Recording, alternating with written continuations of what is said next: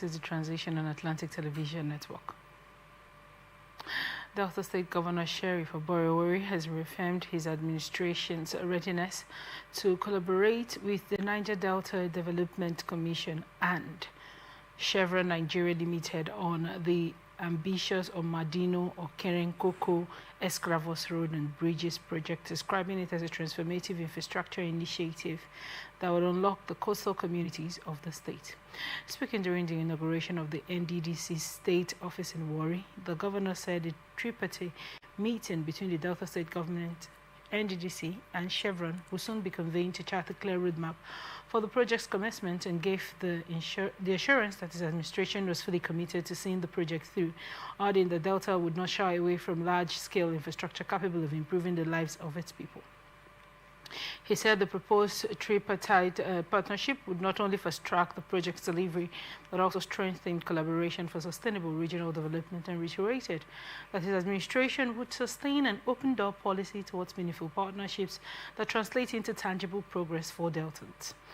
Oborevwori further said his administration's commitment to accountability, transparency, and cost-effective service delivery in all infrastructural projects across the state, and described the Omadino Okerenkoko Escravos Ugborodo corridor as a strategic investment in economic connectivity, peace building across the riverine areas.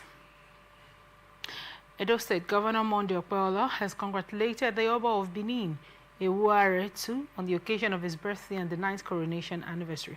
A statement in Benin City by Fred Itwa, the chief press secretary to the governor, extolled the Oba's firm commitment to preserving the rich cultural heritage of Edo people and his impactful leadership since ascending the reverend throne of his ancestors.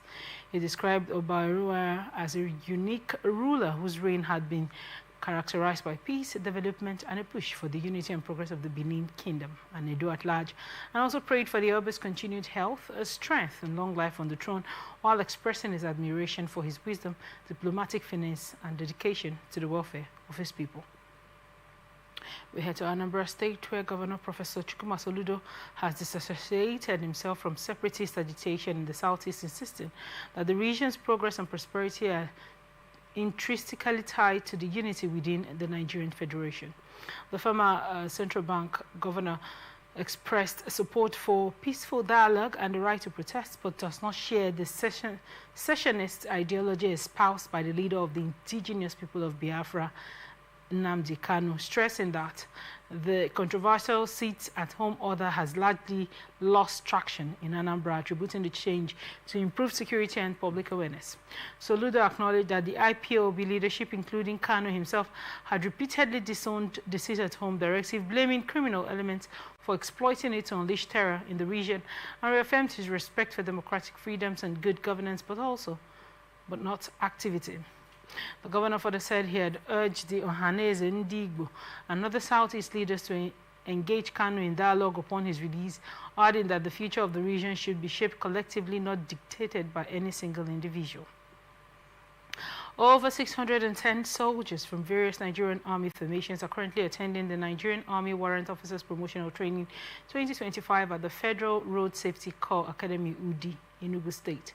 The training, which spans 2 weeks, involves compulsory medical tests, physical drills, weapon handling, written tests, computer assessments for clerical personnel, and oral interview, among other evaluations. So speaking at the official opening exercise, the Chief of Personnel Management, Army Headquarters, Major General Adewale Adekeye, warned participants against using hard drugs or performance-enhancing supplements, adding that the Chief of Army Staff, Lieutenant General Olufemi Oluyede, appreciates their long years of service and commitment to the nation.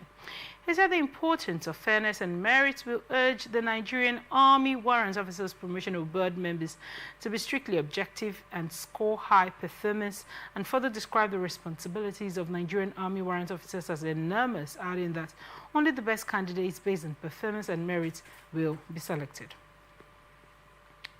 Lagos State Commissioner for Fiscal Planning and Urban Development, Dr.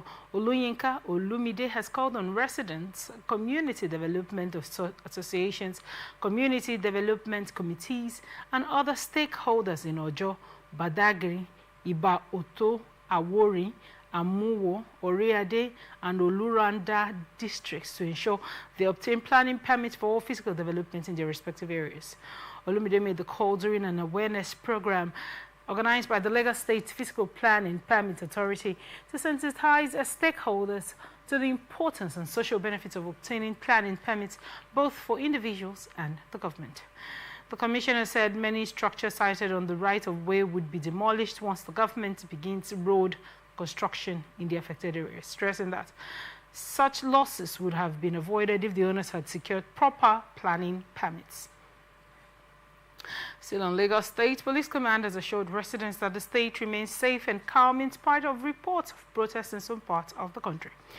The State Commissioner of Police, Mr. Oludare Jimo, who gave the assurance while addressing journalists during the show of force by the command in Ikeja, said the exercise was part of efforts to reassure residents of their safety and to demonstrate the readiness of the command to maintain peace and order across the state. He further said the command had made strategic deployments to all flashpoints where protests had previously occurred, including the Lekki Toll Gate, Ojota, Maryland, Ganifameni Park, and other key areas across the metropolis, adding that police formations across Lagos had been directed to send situation reports every 15 minutes to ensure real-time monitoring of events. He said so far there had been no report of unrest, disruption of traffic, or attacks in any part of the state, noting that areas like Ojota, Maryland, and Lekki remain peaceful, with officers maintaining visible presence. The nationwide demonstration for the immediate and unconditional release of the IPOB leader is convened by human rights activist Omoyele Sowore and was endorsed by the opposition parties, while the federal government alleges he advocated for Biafra's independence through controversial means, including inflammatory rhetoric on social media and Radio Biafra. There was pandemonium after some yet-to-be-identified gunmen stormed the military barracks in Ojo local government area of Lagos State and shot dead a butcher identified simply as Ridwan. Eyewitnesses said the attack occurred around 8 a.m. in the Mami Market section of the barracks, and the assailants, numbering about 4, entered the busy market and fired several shots into the air and caused traders and their customers to flee in different directions. After the brief chaos, the gunmen reportedly headed straight to Ridwan's stall and opened fire on him multiple times. And Ridwan's meat stall was seen to be located close to a corner in the market, and his absence also left the store empty as other traders beside him went about their businesses.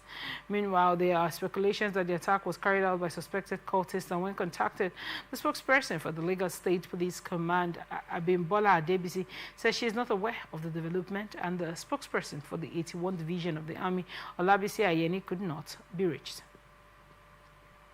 We head to Kwara State, where government has now inaugurated 2 pressure swing absorption oxygen plants at General Hospital Lafiagi and Thomas Adewumi Teaching Hospital, Omuara area of the state. The Commissioner for Health, Dr. Amina El Iman, said during the unveiling that the oxygen plants were significant milestones in Kwara's healthcare journey. Represented by the Assistant Director of Medical Laboratory Services, Alhaji Tony Raj, the Commissioner said the plants would serve as a regional hub for medical grade oxygen production, adding that the plants will ensure a steady and affordable supply of the essential life-saving resource to hospitals across the state, particularly Kwara North and Kwara South Senatorial District. She expressed gratitude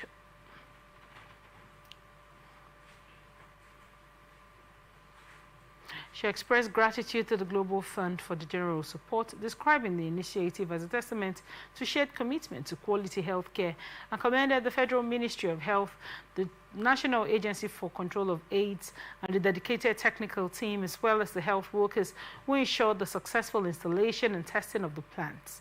Mr. Kingsley Onoja, the Zonal Coordinator, North Central Oxygen, Federal Ministry of Health, who led the technical inspection and inauguration process, said the exercise involved testing all plant components, adding that the air compressor, PSC oxygen generator, booster compressor, and filling ramp were also tested to verify oxygen purity and system efficiency. We head to Plateau State, where Governor Caleb Mutfwang has congratulated General Yakubu Gowon, Nigeria's former head of state, on his 91st birthday anniversary.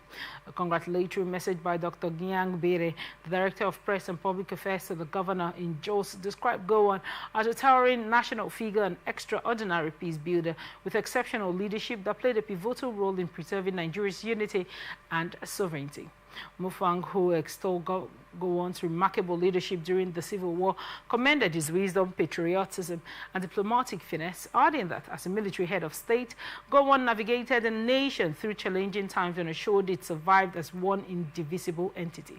The governor said Gowon's post-Civil War declaration of no victor, no vanquished remains an enduring testament to his spirit of reconciliation and national healing, adding that the implementation of the famous Reconstruction and Rehabilitation Program was instrumental towards rebuilding Nigeria's socio-economic fabric and rekindling the spirit of unity among her people.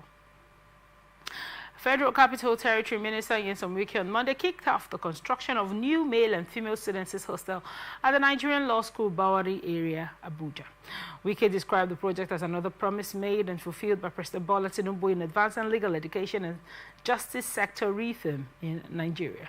Speaking at the ceremony, the FCT Minister Nyesom Wike commended the President for what he described as consistent and practical support for legal education, adding that in just 2 years in office, President Tinubu has made 2 major interventions at the Nigerian Law School, first with the staff quarters in 2024 and now with the students' hostels in 2025. He recalled that during the commencement of the staff quarters in December of 2024, President Tinubu had pledged to address the shortage of student accommodation, a challenge that has forced the school to turn down eligible law graduates from universities across the country.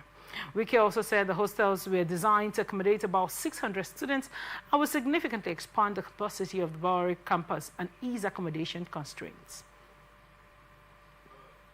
Wike also revealed that discussions were already on the way to build a new auditorium for the school, following President Tinubu's directive after learning that the existing hall would no longer be adequate to accommodate the growing number of students.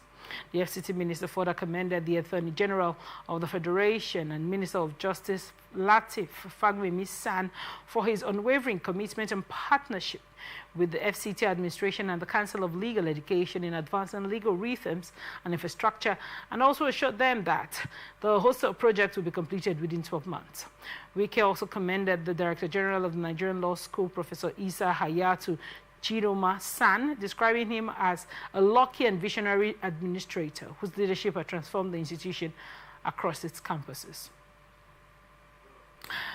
On his part, Prince Fagbemi praised Wike for his enduring contributions to the Nigerian Law School, recalling his previous interventions in Yenagua and Port Harcourt, where he built what has been described as the best law school campus in the country, adding that from the staff quarters to the students' hostels, every intervention has made teaching and learning easier. Also speaking, the Director General of the Nigerian Law School, Professor Hayatu Chiroma, expressed appreciation to President Bola Tinubu, the Attorney General and the FCT Minister for their sustained support, adding that the new hostels will significantly ease the accommodation challenge faced by the students. He also acknowledged the Wike's previous conversations to legal educations, including the establishment of the Graham Douglas campus in Port Harcourt, as well as the Yenagua campus, and the donation of utility vehicles and staff quarters. Nigerian Army has confirmed the death of the commanding officer of the 202 Tank Battalion, Lieutenant Colonel Aliyu Saidu Paiko, along with several soldiers, following a fierce confrontation with Boko Haram insurgents in the Kashmiri area of Bama local government area, Borno State. A statement issued on Monday by the Acting Director of Army Public Relations, Major Apollonia Aniele, troops of Operation Hadinkai successfully repelled the planned terrorist attack but suffered heavy casualties in the process, while some of the fleeing terrorists sustained gunshot wounds as forces maintained operational dominance. The Army spokesperson described the fallen officers as heroes who sacrificed their lives to protect the sovereignty and stability of Nigeria, assuring that their legacies would never be forgotten, while the Chief of Army Staff, Lieutenant General Lufemi Oluyede, extended heartfelt condolences to the families of the deceased, describing them as fathers, brothers, and sons who showed exceptional courage in the face of danger. Oluyede reaffirmed the military's unwavering resolve to sustain the offensive against all terrorist elements until lasting peace is achieved in the northeast and across the country, and also urged the public and media outlets to refrain from circulating images of the fallen soldiers until their next of kin have been properly informed, in order to preserve their dignity and respect their families' privacy. About 250,750 children have been immunized against human papilloma virus polio, measles, rubella, and other tropical diseases in Kugama local government area of Jigawa State. The immunization officer in the area, Muhammad Tassi, who discussed this in an interview with newsmen on Monday, said the council area successfully immunized 99,213 children of ages 9 months to 14 years against measles or rubella, with 105% coverage recorded. He said 74,401 children of ages 0 to 23 months have also been immunized with novel oral polio vaccine with success coverage of 102% recorded, while 2,773 children of ages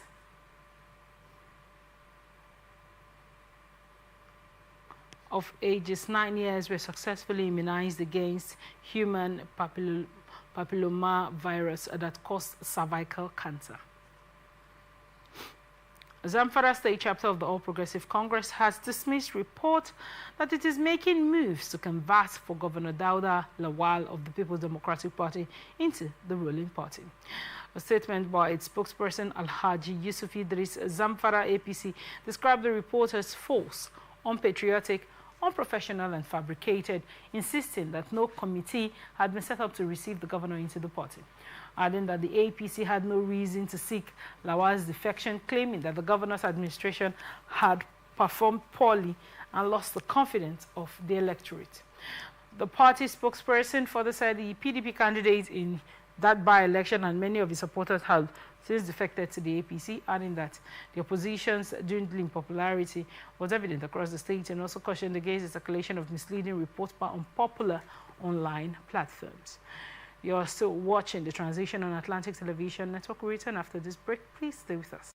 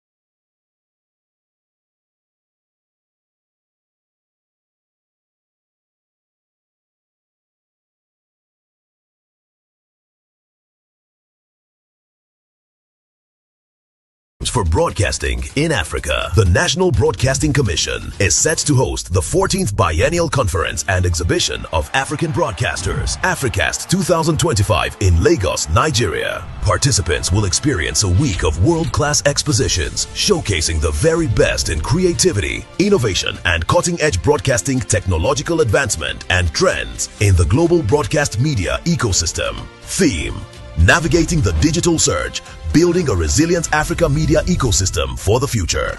Date: Monday, October 20th to Friday, October 24th, 2025. Venue: Balmoral Convention Center, Sheraton, Ikeja, Lagos, Nigeria. Time: 9 a.m. to 5 p.m. daily. Visit www.africastexpo.com or email info@nbc.gov.ng. NBC, your right to quality broadcasting. Announcer, Management.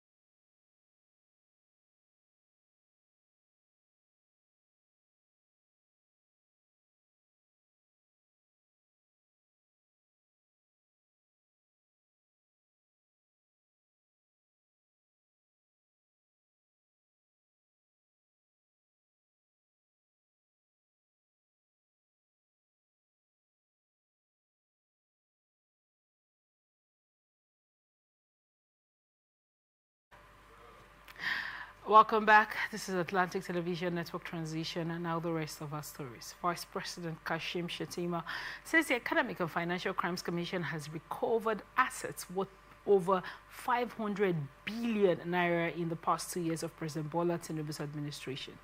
Shettima made the disclosure while declaring open the 7th edition of a 3-day capacity building workshop for judges and justices jointly organized by the EFCC and the National Judicial Institute in Abuja.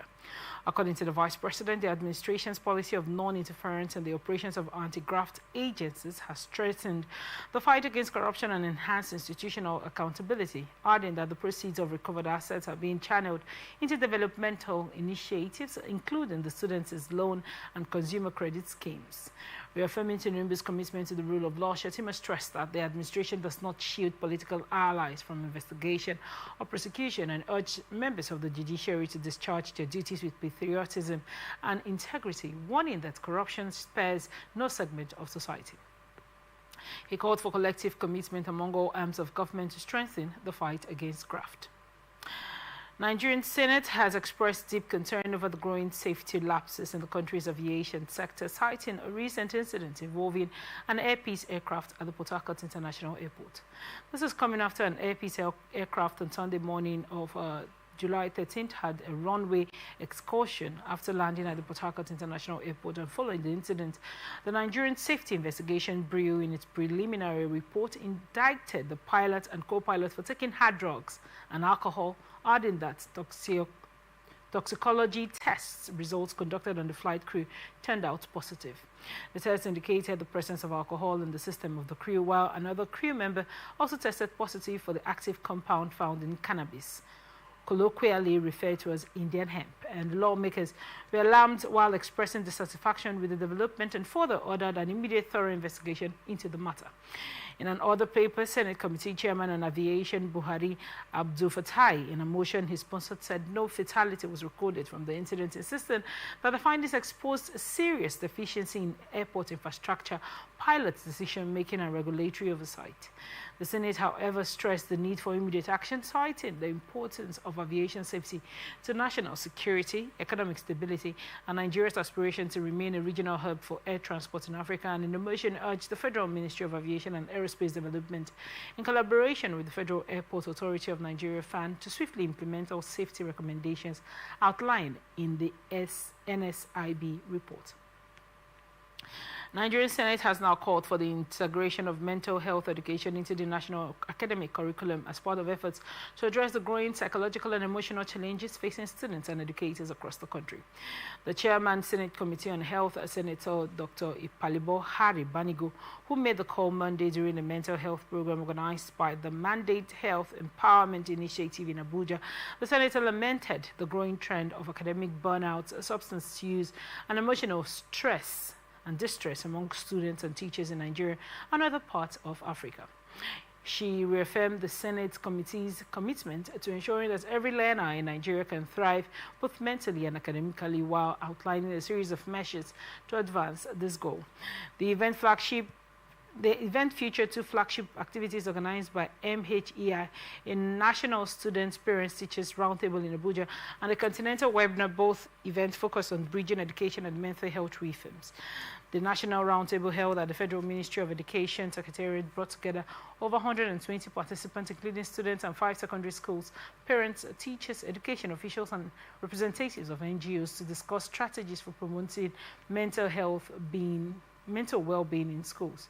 The webinar, which attracted over 54 participants from 14 African countries, including Nigeria, Kenya, Ghana, South Africa, and Uganda, expanded the discussion to regional reforms. The House of Assembly is now considering a bill to establish the Drivers' Welfare and Social Security Board to promote the welfare of drivers in Nigeria through the provision of social security, health care, pension scheme, and workplace protection. The bill, read for the first time on Tuesday, October 7, 2025, was sponsored by the member representing Oshodi Solo 2 Federal Constituency of Lagos State, Mr. Jesse Onuakalusi, adding that the bill aims to address the challenges faced by drivers, particularly those in the informal sector, such as inadequate health care, financial insecurity, and unsafe working conditions. The proposed legislation also seeks to create a fund for the implementation of a welfare scheme for drivers in both the public and private sectors, adding that there is currently no database of professional drivers operating in the country. Even incentives such as health coverage are not covered in extant laws for those working in the private sector. The board also register and maintain a database of eligible drivers across the country, develop and implement welfare schemes, including healthcare, pensions, insurance, and training, among others, and also provides that the board shall be funded through appropriations by the National Assembly is 1%, and vehicle licensing and registration fees as provided in the National Road Traffic Regulations.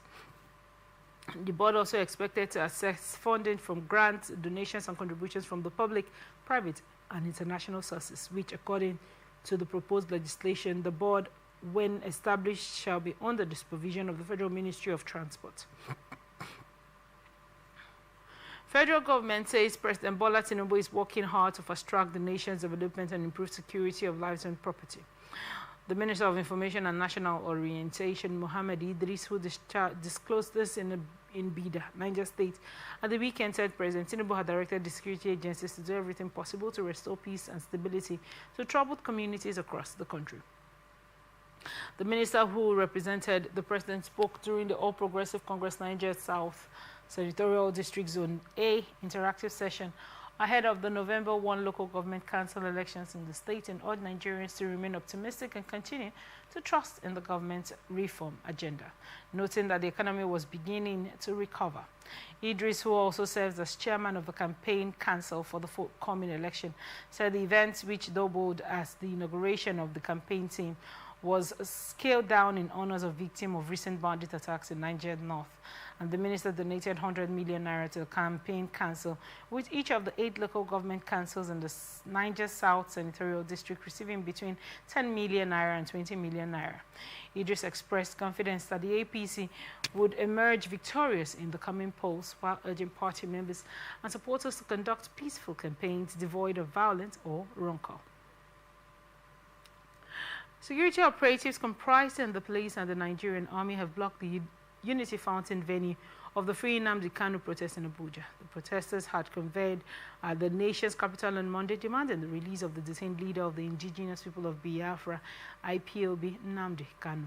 This is coming after Kanu, the embattled IPOB leader, has been in custody of the Department of State Services, DSS, since his rearrest in June 2021, while Omoye Lisowore, an activist and publisher of Sahara Reporters, had declared a protest march at the presidential villa on Kanu's continued detention. Police operatives were seen barricading the takeoff point of the protest, and the fully armed security operatives who patrolled the area also denied access to motorists and pedestrians, including all roads leading to the Federal Secretariat, and the 3 armed zones in the nation's capital were blocked. It was gathered that at the Utako area, a combined team of the army and police tear-gassed the crowd gathered around the Secretariat of the Nigerian Union of Journalists, NUJ. Amnesty International Nigeria has now raised alarm over reports of security forces attempting to suppress peaceful demonstrations in Abuja, where protesters are demanding the release of Nnamdi Kanu, the leader of the indigenous people of Biafra. This is coming after the Nigerian police force has defended its use of tear gas, stating security operatives only fired at protesters who were marching towards Aso Rock, where the presidential villa is located around the Maitama area, forcing commuters, traders, and motorists to run for safety. Reacting in a statement on its X handle, Amnesty International Nigeria condemned the action, stating that any attempt to undermine the freedom of assembly is illegal and reflects an unacceptable intolerance of peaceful protests, and calls for immediate end to the crackdown and urge authorities to address the protesters' grievances.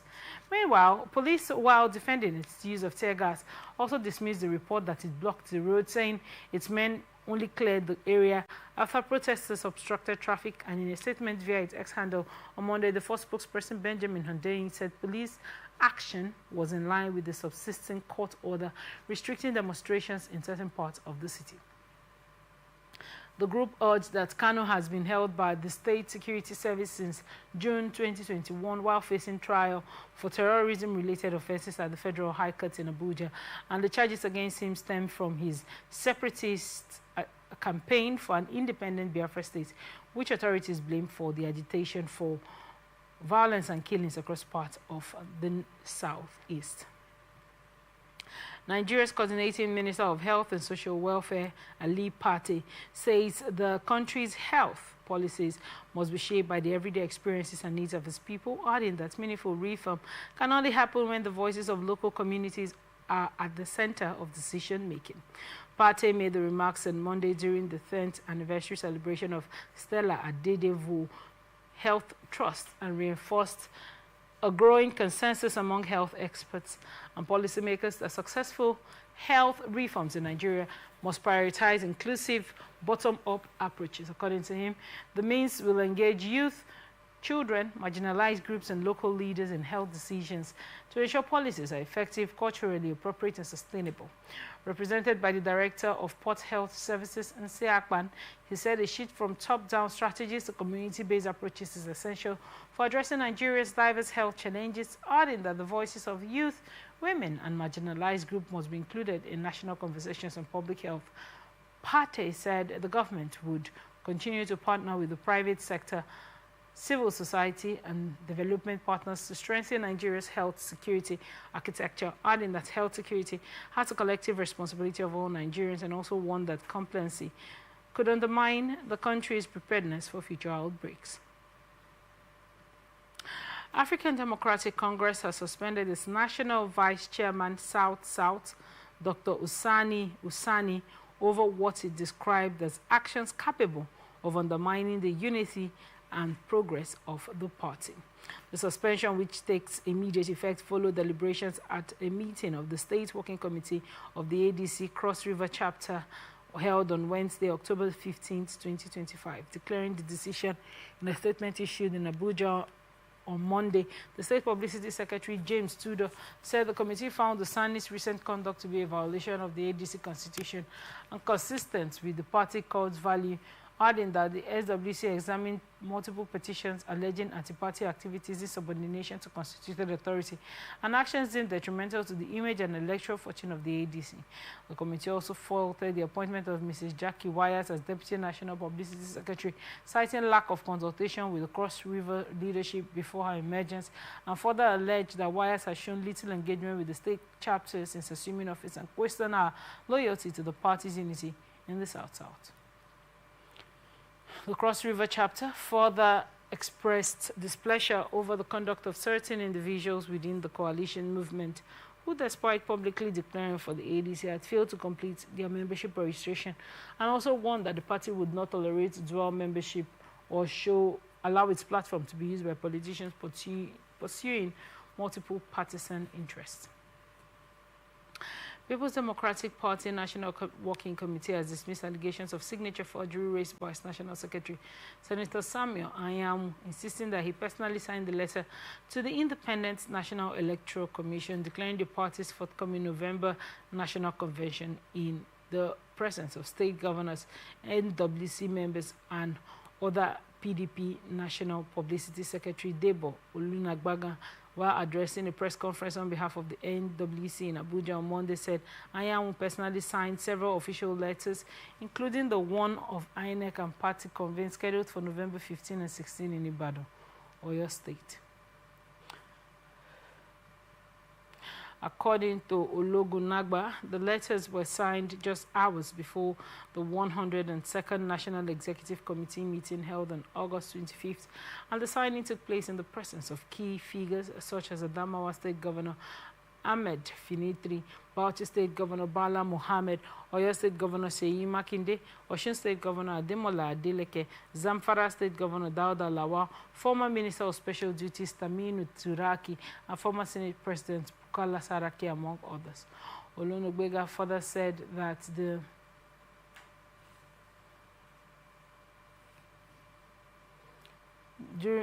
during the NEC meeting, Governor Bala Mohammed, who chairs the PDP Governors Forum, confirmed that all relevant letters, including the one to INEC, had been duly signed.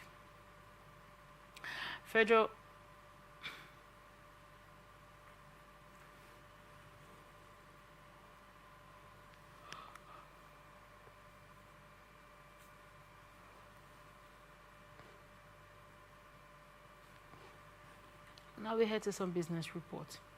Federal government has terminated the 43-kilometer Port Harcourt-Aba road contract being held by China Civil Engineering Construction Corporation over poor performance. The Minister of Works, David Umahi, said the decision followed the contractor's persistent failure to improve its work despite repeated warnings, which has led to the collapse of sections of the project despite huge funds already expended. Umahi, who disclosed this to newsmen shortly after inspecting the project, said the federal government will now engage a competent indigenous contractor to take over and complete the job, adding that several letters written to the contractor to maintain the road had gone unheeded. Umahi also said despite the termination, the company must mill out the binder already laid because it had been paid for, warning that he would shut down all their projects in Nigeria if they failed to comply, stressing that it was regrettable that contractors handling several federal projects could still deliver poor work. We head to some international tidbits.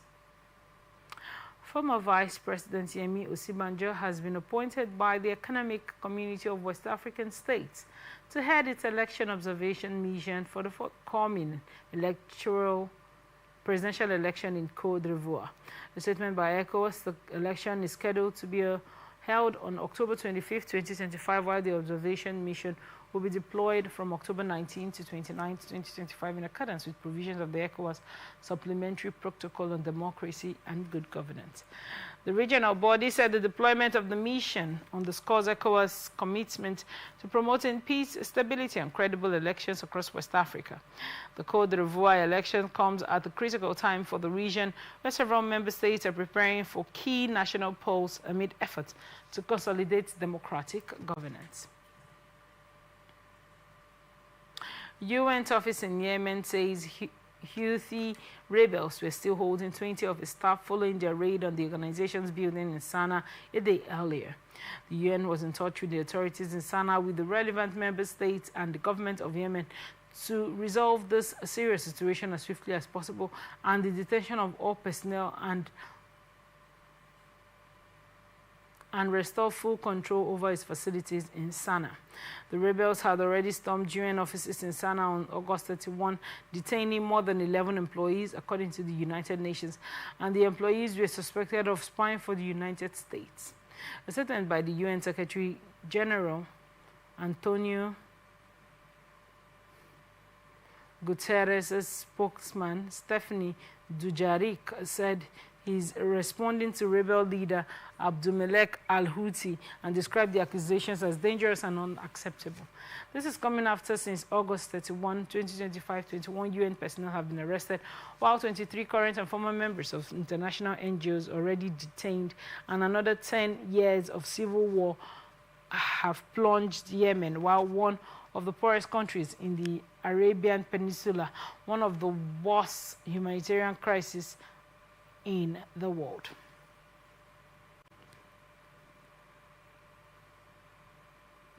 We head to some entertainment report.